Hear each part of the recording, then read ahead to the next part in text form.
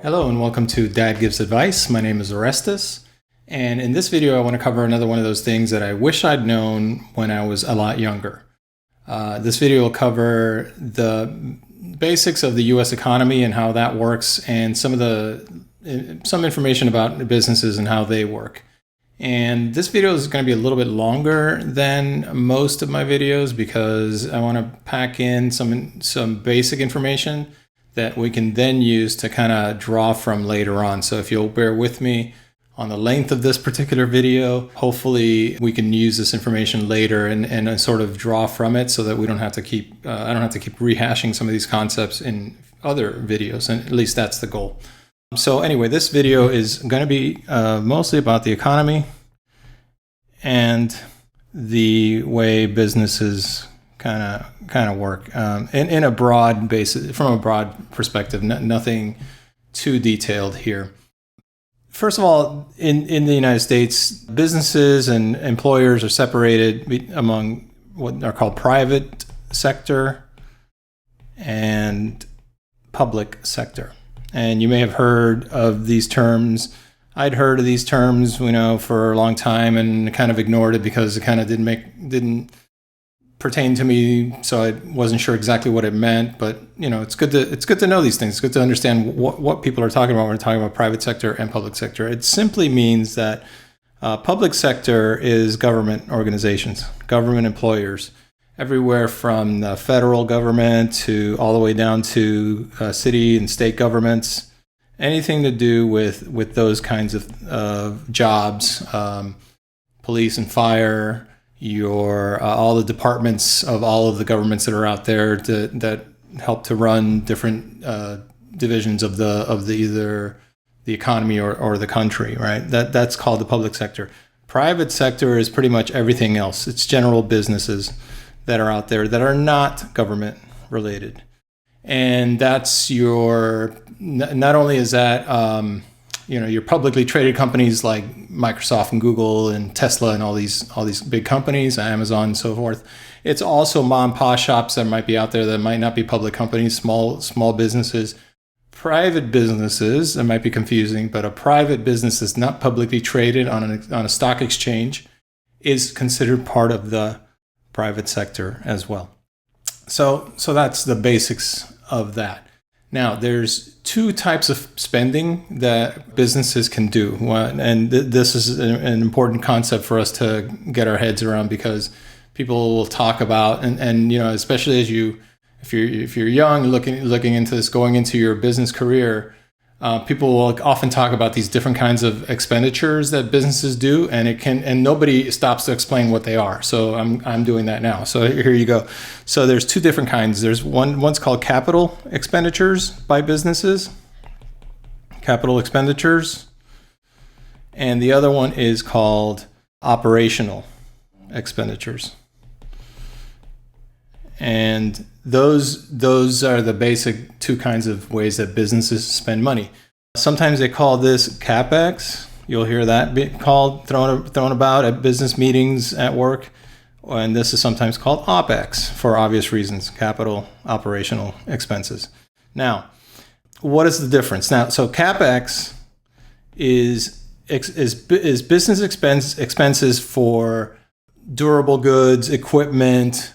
So equipment and buildings, land, major upgrades to facilities, and basically things that cause the company, the business, to shell out a good amount of cash up front and causes and in the end the business owns those things that they're buying. In some cases, businesses buy computers and servers, right, for data centers and other equipment like that. All of that stuff. So sometimes they buy trucks and all that stuff. As long as they're buying and to own these things, are called capital expenditures. On the operational side, OpEx side of things, businesses will pay ongoing fees for certain things. For example, think about it as monthly expenses for the business. These are called ongoing operational expenses to keep the business running. So that might include rents. If they don't own the buildings or some of the buildings that they do work in, businesses will pay rent, and that'll be an operational expenses. Wages for employees are usually some of the biggest operational expenses that businesses have. And any other things that they are renting, if they're leasing vehicles, leasing cars or trucks or what have you, and other kind of monthly things, utilities, and so on and so forth. So that's the two different kinds of things. Now, the next obvious question is, why do they have these two different kinds of expenses? And the main reason there is because businesses will use these different expenses strategically in order to make sure that they have enough cash on hand to fuel growth, to fuel the development of the next generation of products that they might have, to fuel the next expansion that they might want to do. And so a lot of businesses over the years, and the major trend has been to move from CapEx to OpEx. And the main reason for that is pretty obvious. If you're spending a lot of CapEx, you are shelling out as a business a lot of money up front. Let's say you're building out your new company, and you are a software company, and you expect to have a lot of users connecting to your database or your product up in the cloud. And you decide you're going to build your own data center and put up all your own servers in your own data center to support all these users. That might have been the way to do it back in the 90s or early 2000s, and that would have cost you a lot of money up front. That would have cost a lot of CapEx. Nowadays, hardly anybody does that. If you're going to start a business nowadays and you're going to require a lot of computing power and a lot of database storage and a lot of server storage or anything of that sort, you're going to rent those computing resources from a cloud service like Amazon Web Services or Microsoft's Azure or Google Cloud or any one of the dozens of service providers that are out there. And that is going to allow you to pay for those things on a monthly basis and allow you to retain your capital for hiring more employees or working on your next phase of development and your next big thing that you want to release, and overall just working on overall growth of your particular company. So that's an important thing to understand as you start out in your career. Businesses are going to value retaining their capital and being able to use their capital for growing the business as opposed to operating or running the business. All right, so those are kind of important concepts. And there's going to be a lot of balance that they want to attain between these two, between CapEx and OpEx. And many businesses are going to stress that they want to move expenses from CapEx to OpEx, if at all possible, again, to free up capital in the short term so they don't have to lock up large amounts of money in the long term. This is also evidenced by, over the last couple of decades, companies like software companies moving from perpetual licensing of their products. And perpetual means that you would go and buy, a software product. Let's say it was something like TurboTax or something, and you would pay a fee, one-time fee, and you would get that version, with the current version for that year. All right, one-time fee for the current version. And that's all you'd get. You might get some bug fixes for a period of time, but you're not going to get new versions. You're not going to get next year's version. You're going to have to buy that again next year. And that's like a perpetual or one-time license. And businesses, software businesses have been shifting to licensing that allows businesses to essentially rent software. And in that case, businesses are able to just say, I'm going to pay... or users or consumers are going to pay either per year or per month or what have you for a license per user. And in this model, you can now see that that's going to be OpEx expense, and that's going to be a lot less. Think about a company buying Microsoft Office for 100,000 employees. If they're going to do that in a perpetual license mode, you're going to shell out millions and millions of dollars if you're going to do that one time. But on a pay per year or pay per month basis, they can get a good deal from Microsoft and do that at maybe $10 a user, $20 a user, depending on what features they want and what pieces of Microsoft Office they want in that package. So again, that's a shift from CapEx here to OpEx here. So that's the general topics I want to talk about with respect to businesses and some of the ways they operate and some of the reasoning behind that. In the next section here, I want to talk about the basics of the overall U.S. economy and how does that work. So we're talking now U.S. economy. And some of the key measures of the U.S. economy. First, let's talk about inflation and deflation. Okay, inflation. If you're watching this during the first half of 2022, when I'm creating this video, there's been a lot of concern over inflation in the United States and really around the world because of the pandemic that we're going through and we're hopefully coming out of here. And that caused a lot of disruptions and there's a lot of factors that have come into play that have caused this inflation. I'll get to those in a second, but let me define inflation first of all. So inflation is too many dollars, or rubles or yen or whatever you are, depending on the country you're in, chasing limited goods and services.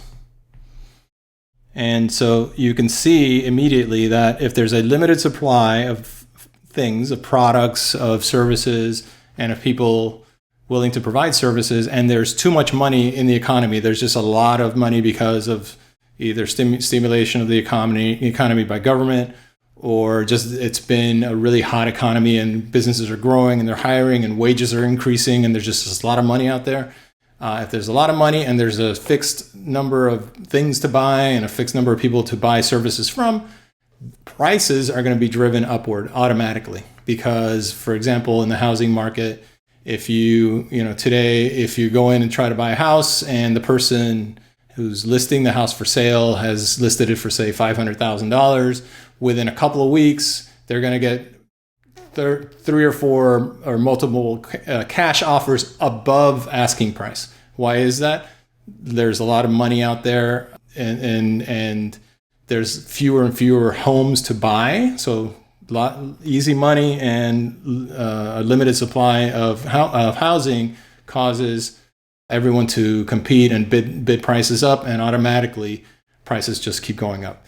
That is how inflation works. Now, inflation is measured through something called the Consumer Price Index, or CPI, and that is a basket of goods that's measured by a part of the government that keeps track on prices. And they have in there things like, toilet paper, let's say. I don't know exactly what the list of things are, but it's going to be typical things like toilet paper and paper clips and podcast microphones. I don't know. There's just a list of things that they keep track of, and they keep this list steady. Now, I'm not going to get into the details here, but there are two kinds of CPI or multiple kinds of CPI. One of them measures a basket of goods like this, and another one adds food and fuel. This one is more volatile. So typically when you hear quotes of CPI going up and inflation going up, it usually doesn't include these two because these are more volatile, but there is a CPI that tracks food and fuel as well. But essentially what they're doing is every month they're calling up stores at random around the country, and they're saying how much for this particular brand of toilet paper this month, how much for this, how much for that, and they're writing those down and they're comparing that to the previous year. So if you hear someone that says on the news April CPI or April inflation went up by 4.5%, that means that the prices on that basket of goods, the overall index, which means the kind of the average price of everything on in that list, went up by 4.5% compared to the previous year's time frame. So compared to previous April. So you'd say in April 2022, you had a 4.5% increase in inflation. Well, that means that the prices are higher by 4.5% compared to last year at that same time. So that's CPI. That's how we measure inflation. Now, the current situation has been kind of like a perfect storm of a lot of factors that have caused the current inflation. And so I figured I'd talk about that a little bit. So there's been, like I said, a perfect storm. There's been a pent-up demand for people buying homes. During the pandemic, you had people that had to stay home because there were quarantines, they were worried about the virus, they didn't want to go out and look for homes. So there was over a year, maybe even close to 2 years, where people just were not buying anything because they couldn't, they were kind of afraid to go out and look for homes to buy. So what does that do? It piles up all these people that would have been looking to buy a home, people with babies, people moving out of college, all these people that are generally in the market to buy a home are piled up against all the new people over that same amount of time that are also wanting to buy a home. And now you've got like double or triple the number of people looking to buy a home, and there's the same number of homes available. So that is going to drive prices up. That's going to drive inflation. Another factor has been the war in Ukraine. That has, of course, caused a lot of scare as far as the oil supply. Oil is very important in the global economy. And so if there's a concern about oil supplies and oil supply being disrupted because of the war in Ukraine and Russia being one of the world's oil suppliers, that's going to raise prices and that's going to cause inflation as well. You add to that things like pent-up demand for buying other big-ticket items like cars and appliances. Same thing. People held off on buying those things during the peak of the pandemic, and now there's double or triple the number of people looking to buy those things than there were at the beginning of the pandemic. And that's kind of all these things coming into play. The last thing that's coming into play as far as causing inflation is the disruption as far as what they call the supply chain. And the supply chain, all we're talking about there is that, in today's global economy, there's a global economy. There are very few things that are sourced to one particular country. So I'm going to try to draw the United States here very badly. But very few things are built entirely in the United States, right? You've got lots of things coming from Europe, lots of things coming from Asia that need to be sourced in order to either assemble pieces together and build in the United States, or in many cases things are built outside and are imported into the United States. And again, the global pandemic has kind of seized that whole engine of being able to smoothly move either parts or entirely built products across borders. And in many cases, you've got factories that have been shut down that cause slowdowns. You've got workers that have gotten sick, or we've got a shortage of truck drivers. All kinds of things that kind of pulled together to cause this kind of perfect storm of too much demand from people wanting to buy things and not enough things to buy because they're either stuck at ports or the factories are slower than they used to be, and people need to and we need to kind of work our way through all these things so that we can get back to a normal state where we're able, producers are able to produce to the level of the demand that is out there. Part of this whole thing is also what's it called, just-in-time inventory or just-in-time manufacturing.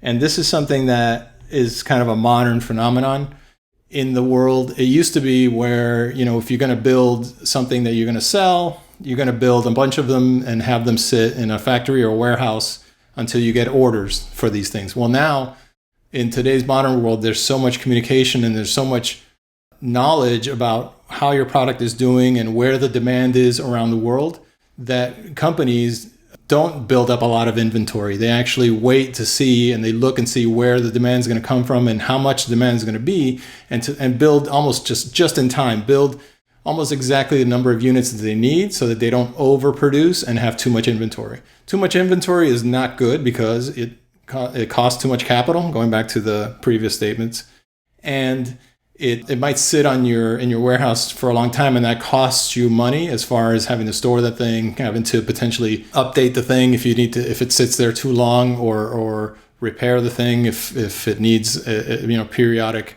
maintenance and update. So companies have been switching to this just-in-time inventory and just-in-time manufacturing, and that is another factor that's kind of exacerbated this whole problem of inflation that we've been seeing. The other side of the ledger is too much money. There's been a lot of money pumped into the U.S. economy specifically, with the government passing legislation that provides relief for people that might have lost their job or might have a disruption and an inability to pay rent and things of that nature. So all those stimulus checks that went out and all the government spending that's been happening, again, has caused there to be a lot of money, a lot of available cash and money out there in the economy, which again will drive prices up because there's a limited number of goods that has been kind of stuck because of the supply chain issues. So hopefully that explains some of that. Another key factor another key measure for the economy is something that you've probably heard is called GDP, or gross domestic product. Gross domestic product is a measure, and it's nowadays, or it's been for a while, considered maybe a controversial measure, because you'll see why in a second when I define exactly what it is.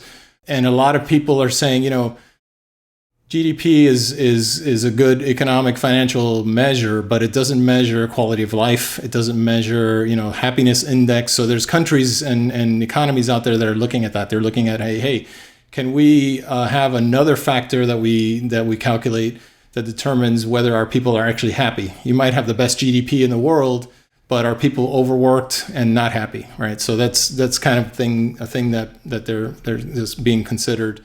And some European countries are looking into that. I know Finland is big on that, and they're big on raising the happiness index of their citizens, and not just looking at the gross numbers and looking at just the financial information and focused on GDP.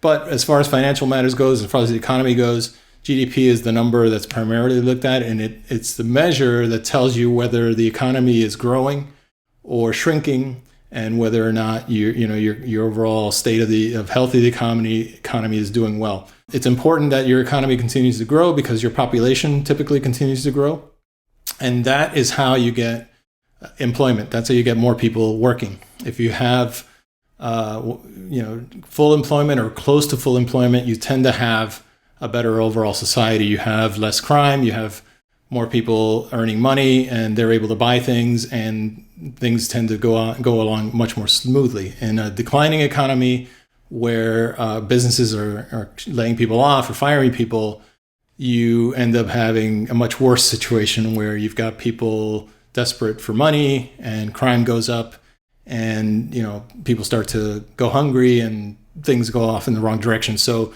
one of the key factors that people focus on, especially in government, is this GDP number. Now, GDP is defined as consumer spending plus government spending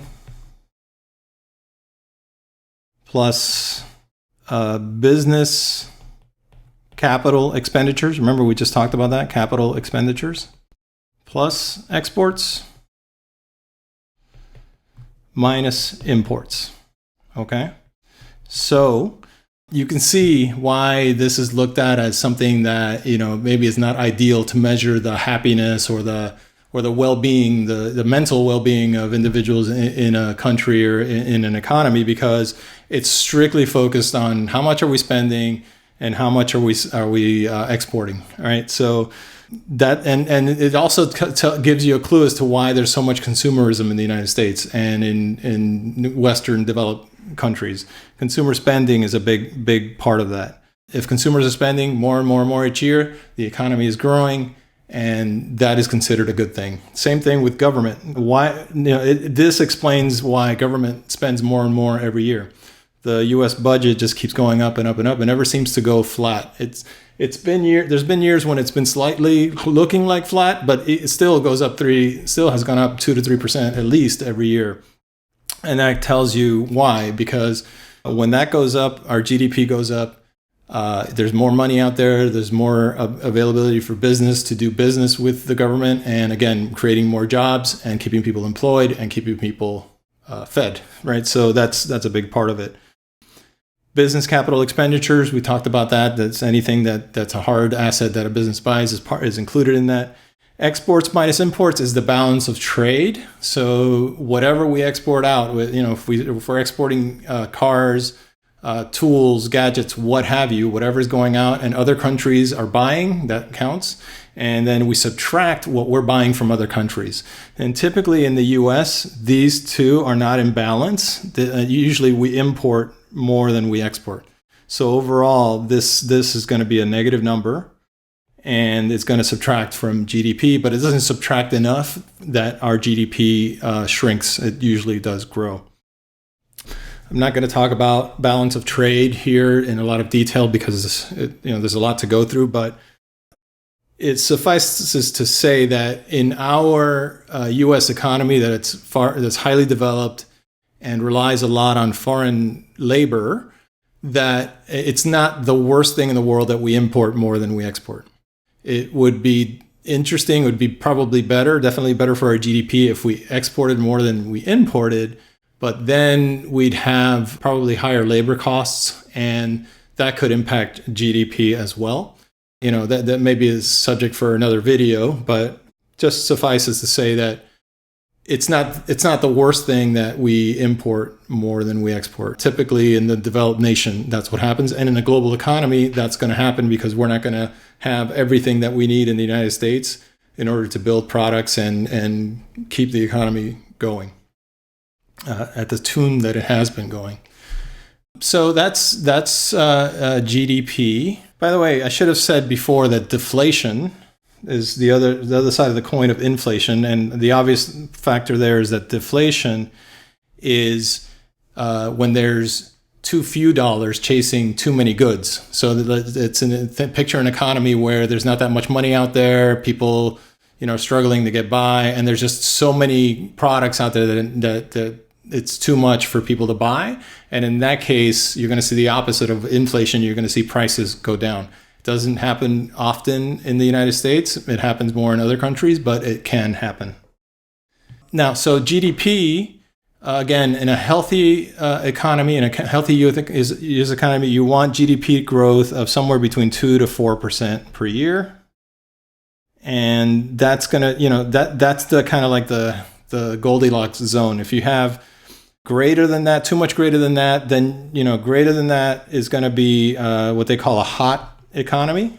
And in a hot economy, you don't want GDP growing too quickly because in that case, you're going to have too much inflation and prices are going to go up too fast. And then wages are not going to be able to keep up with it. And you end up with this issue where you're always chasing higher and higher prices. So that's not good. And if it's too low, if it's below 2 or negative, if it's shrinking, then you could have too much of a cool economy or cold economy. And in that situation, that situation is obviously bad because now you're going to have potentially businesses cutting back, shrinking, reducing labor, laying people off, people out of work, people not earning money, people not having enough to eat, and so on and so forth. So that's a bad thing. So the job of businesses and primarily for a government in the United States is to keep the economy humming at this Goldilocks pace without letting it get too hot, without letting it get too cold. There's a couple of things you may have heard that characterize the economy with respect to GDP. If you've heard the word recession, there's an exact definition of that. That means when GDP is declining for 6 months or 2 quarters. GDP declines for 6 months, you have a recession. If you hear somebody say, "Oh, we're in the midst of a recession and the GDP has only declined for 4 months, and in the 5th month the GDP increases," then we're not in a recession. It's a very strict definition. Then there's also a depression. Depression is when the GDP declines for 24 months or 2 years. And that hasn't happened in the US in a long time, and arguably because of some of the things that we'll talk about in the next few minutes. But there was a big one in the 1930s in the United States called the Great Depression. You may have heard of it or read about it in history books. And that one was so bad that since then, the agencies of the federal government have taken very seriously the trends that have to do with GDP and consumer price index and inflation in order to try to avoid that kind of thing. And they've taken drastic measures at times during the economy when there's been emergencies in order to try to avoid something like a depression again. And so far, things have worked out fairly well. So how does the government control or try to control for this inflation and try to keep the economy running at a steady pace through a steady GDP growth? There's two primary tools that the government has, and those are fiscal policy and monetary policy. So we'll talk about fiscal policy first. Fiscal policy is, as the word implies, relating to the president and Congress working together to establish the budget, the annual budget of the United States, and pass laws on spending and taxes. Okay, that's the basis of how we kind of fuel the economy from a government perspective. And the president of the United States is often accused of being the culprit when there's a downturn in the economy. Maybe unemployment goes up, maybe people start losing their job, or prices go up, and the president is the first one to be blamed. But to be perfectly honest, no matter who the president is, whether no matter which party he belongs to, he has very little influence on the overall economy and things of that nature. There's overall cycles in the economy that determine when there's an upturn, when there's a downturn, and the job of the government is to try to keep the downturns as short as possible and try to maintain those upward slope times and try to maintain them again at that steady pace, at that Goldilocks zone. And Congress is really the one that has the power, what they call the power of the purse. They're the ones that can pass or not pass the budget and the spending bills that the president proposes. Remember, the president proposes, Congress decides whether to pass, whether they can modify it, they can say yes, no, they can say, well, we can do maybe 80% of what you're asking for, and so on and so forth. So if anybody's to blame, it's going to be Congress, which is a lot of people, 536 people that you can spread the blame out over. So fiscal policy is this dance between the president and Congress to determine how much to spend and how much to tax. And the consequences of that is the bigger the budgets, the more the government spends, and the lower taxes are, the more the economy is stimulated, the more the economy is likely to grow. But again, you don't want to do too much of that because you don't want hyper growth.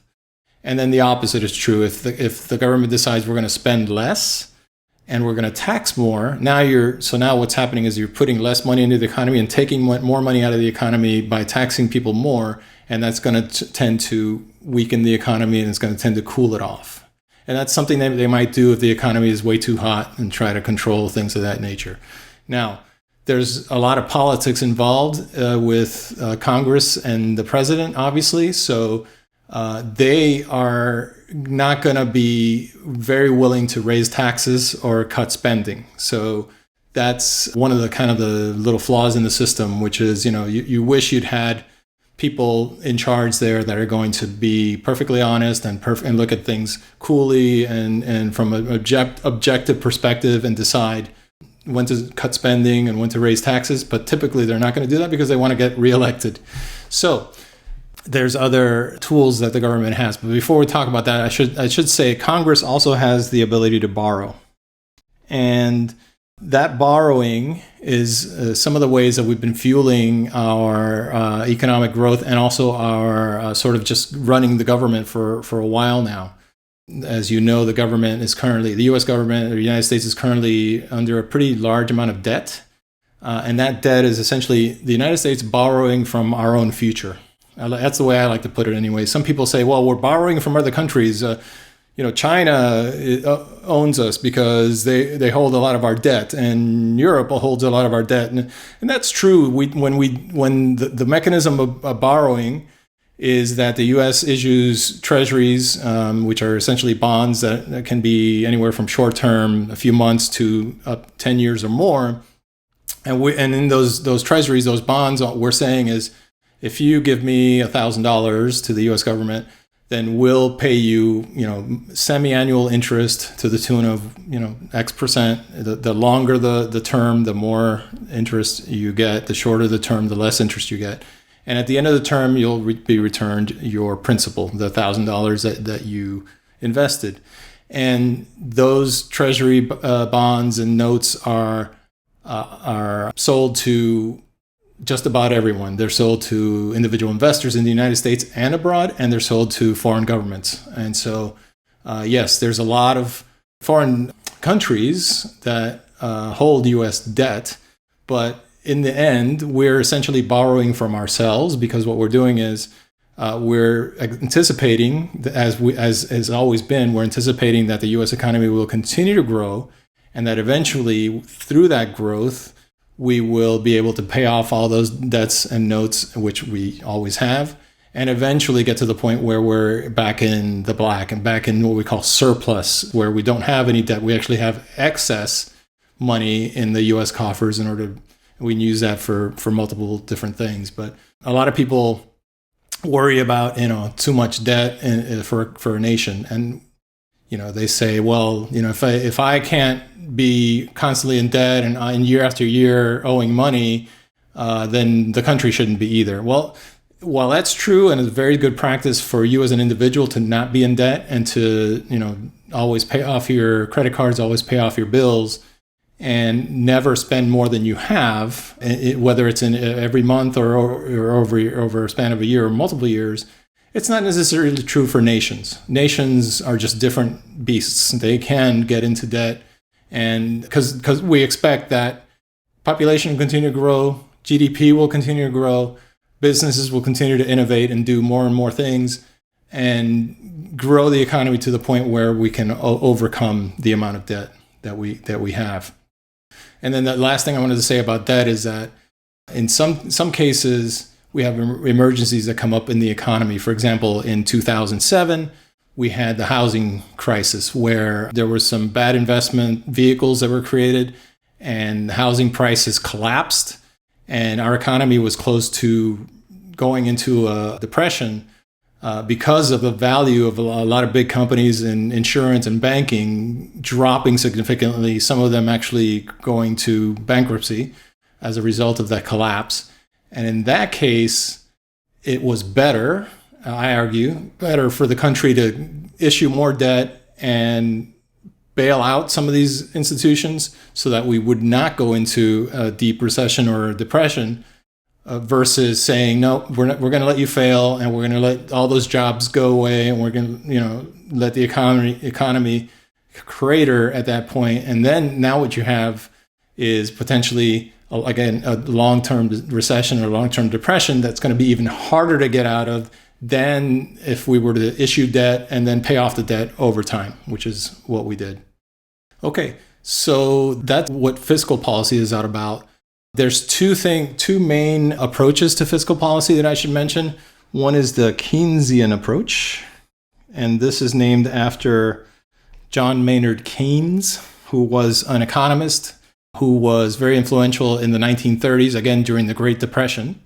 And his theory was that government should spend to stimulate the economy to full employment. And what this meant was that rather than wait around for things to kind of resolve themselves and for the economy to bounce back after the depression, and businesses to sort of slowly build back up and reestablish themselves and start hiring people again. Remember, during this time there were millions of people out of work, millions of people in soup lines, couldn't pay for anything, couldn't pay for their meals, and it was a disaster. So Mr. John Maynard Keynes' suggestion was government should spend its way into building the economy back more quickly than what would happen if you naturally just let businesses recover. And most people agree that that was a good thing. That's exactly what the government did. They started doing jobs programs, spending, they built up infrastructure, they built national highway system, and many other things that put people back to work, got money in their pockets, got them on their feet, got them off the soup lines, and kind of built America back up again in probably a shorter amount of time than if we had just let things naturally develop the way they would have developed. The opposite of Keynesian economics is called supply-side economics. And this is something that was popular during the Reagan administration in the 1980s.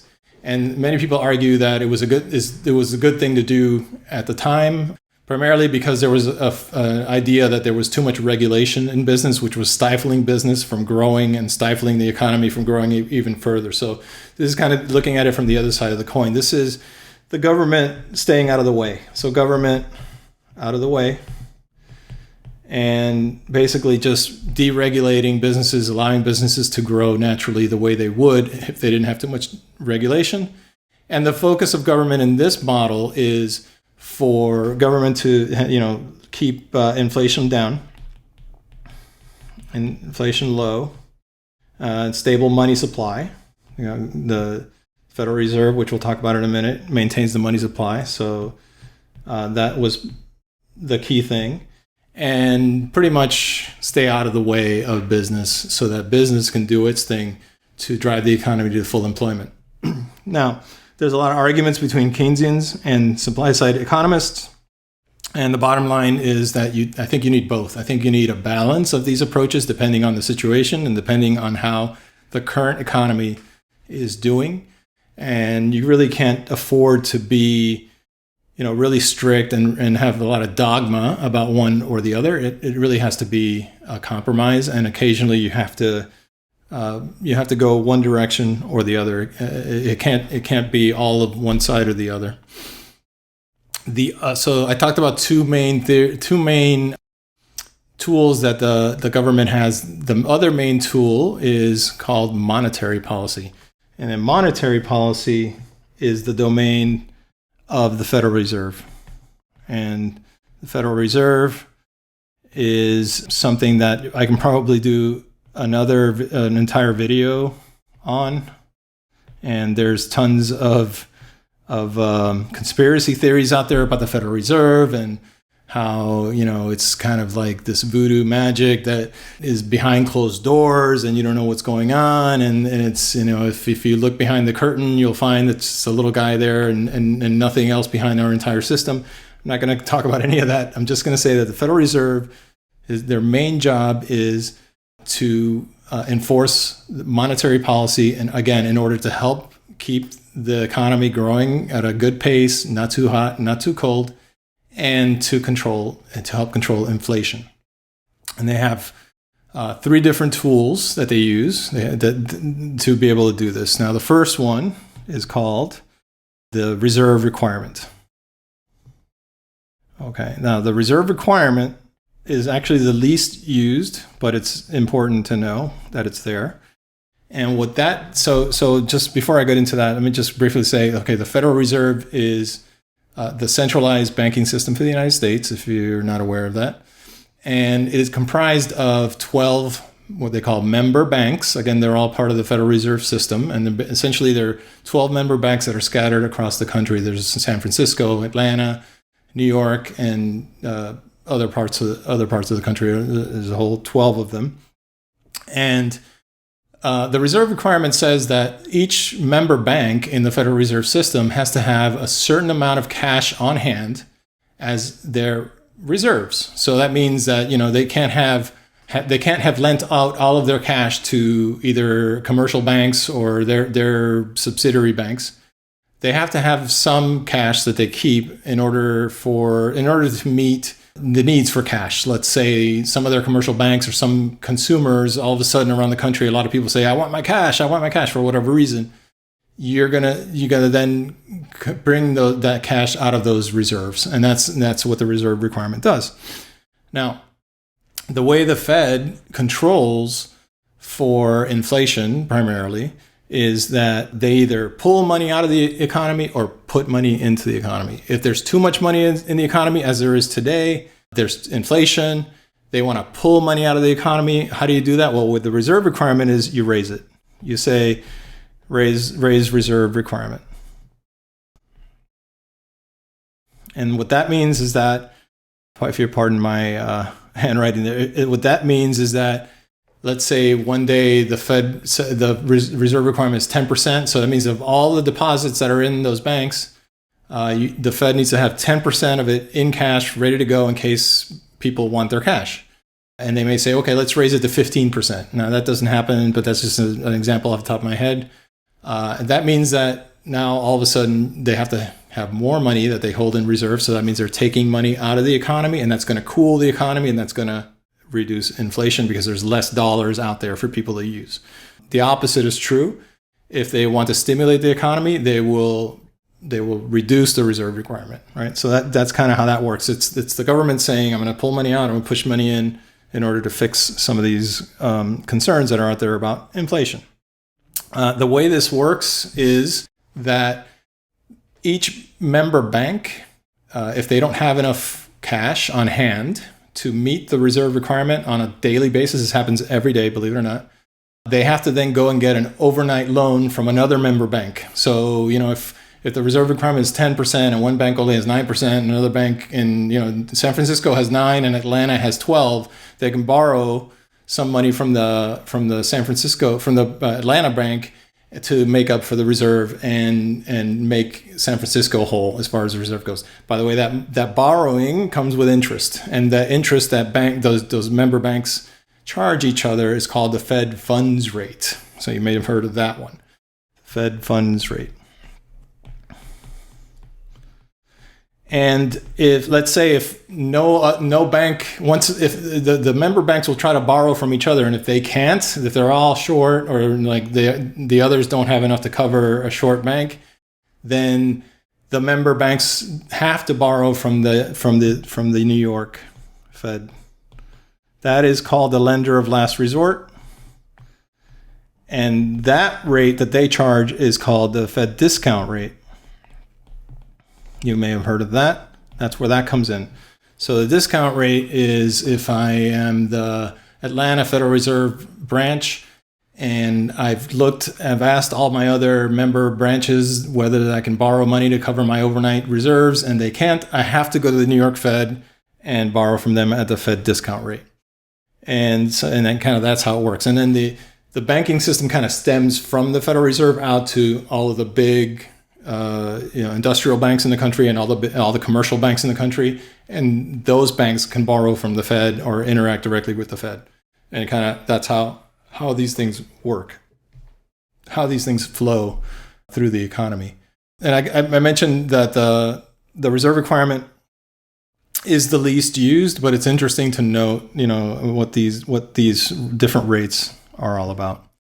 The next tool that the Fed has at its disposal is called the discount rate. And again, we just talked about the discount rate. They can change the discount rate in order to affect inflation. And recently, again, if you're watching this in the early parts of 2022, the first half of 2022, you've known that the Federal Reserve has been talking about raising that discount rate. And in order to help curb some of the inflation that we're seeing, again, as a result of all these different influences that have come together, this perfect storm of issues that have come together to cause inflation to be a bit high here in early 2022. And one of the tools that they have at their disposal is to just raise this rate, just raise it.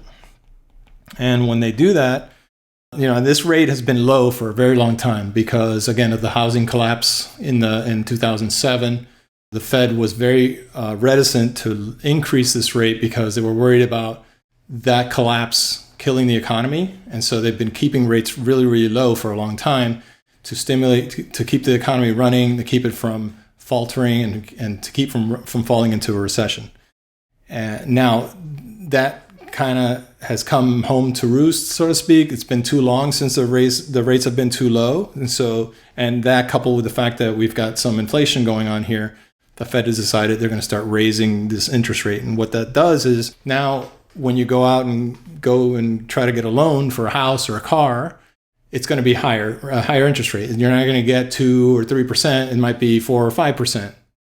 And that's going to change your monthly payment. So things are going to get more expensive. And by the way, this is one of the things that's currently driving inflation even more, because people are anticipating, they know that rates are going up, so they're trying to buy their houses and their cars sooner before the rates go up, and they're trying to lock in the low rates, and that causes, again, prices to keep going up. So until the rate hikes come in, there's going to be this flurry of buying and this flurry of inflation yet again, because that's, it's human nature to want to get a lower price. So interest rates go up. Money is going to be tighter. It's going to be harder to borrow. It's going to be more expensive to borrow. So that's going to cool off the economy. It's going to have fewer people wanting to spend, $2,000 a month or $4,000 a month for a mortgage versus $1,500 or $1,000 per month for a mortgage, because the interest rate went from 2% to 5%. That's the basic way that works. And the Fed can decide after a couple of years of raising rates, if they see that inflation gets under control, things go back to normal, they can start lowering rates again, right? So that they can work with these knobs and tune them however they see fit. The final tool that the Federal Reserve has is called the open market operations. And in open market operations, it's managed by what's called the Federal Open Market Committee, which is part of the Federal Reserve. And the Federal Open Market Committee, this is the tool that's used most often. It's kind of like always in play. What they do is they buy or sell U.S. Treasuries on what's called a secondary market, or essentially a bond market. And again, think about the Fed in terms of either taking money out of the economy or putting money into the economy. If the economy is too hot, you want to take money out to cool it off. If it's too cool, you want to put money in.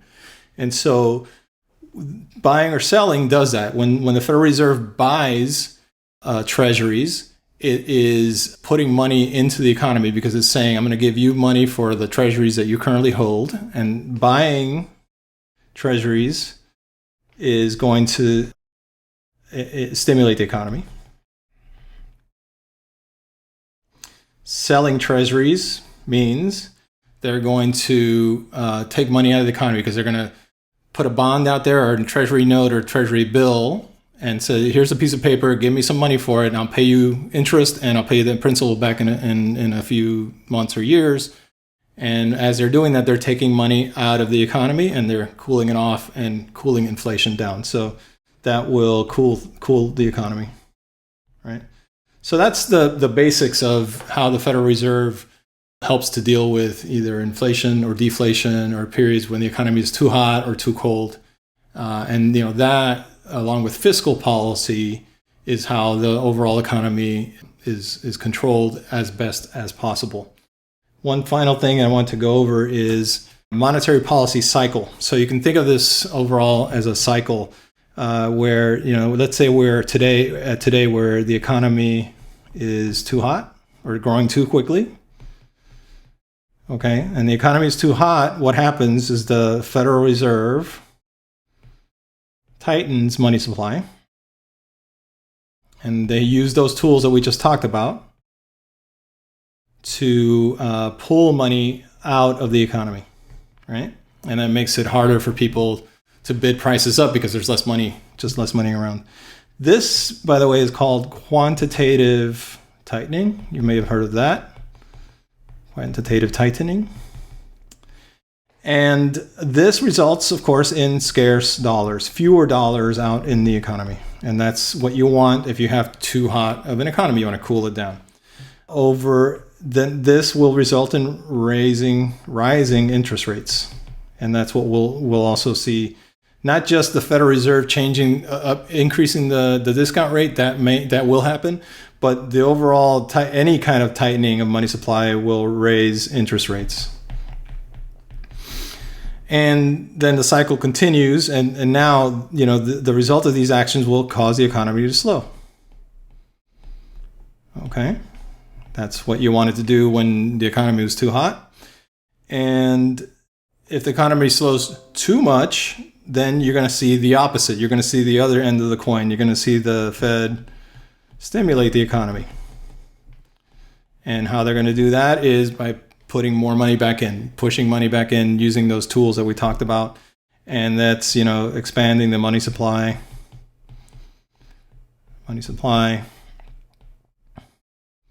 And that's called quantitative easing. And we had been in a period of many, many years now, up until recently, of quantitative easing. So you may have heard that term bandied about. And that will result in lower interest rates, easier money, easier to borrow, cheaper to borrow. And that in and of itself may end up resulting in an economy that grows too quickly. So you see there's this cycle that continues over and over and over again. And it's the job, again, of the government, the fiscal policy makers and the monetary policy makers, to try to keep this from thrashing too much and try to keep this from being too jerky and keep it as smooth as possible. But still, no one's perfect and no system is perfect. So you're going to have times when you're going to have higher inflation. You're going to have times when you have higher economic growth. You're going to have times when you have economic decline. Anyway, so I hope that was helpful. If you have any questions, please put them in the comments or tweet at me or send me an email. And I'll be happy to discuss either on this or any other topics that you think would be worth covering. Thanks for your attention and have a great day.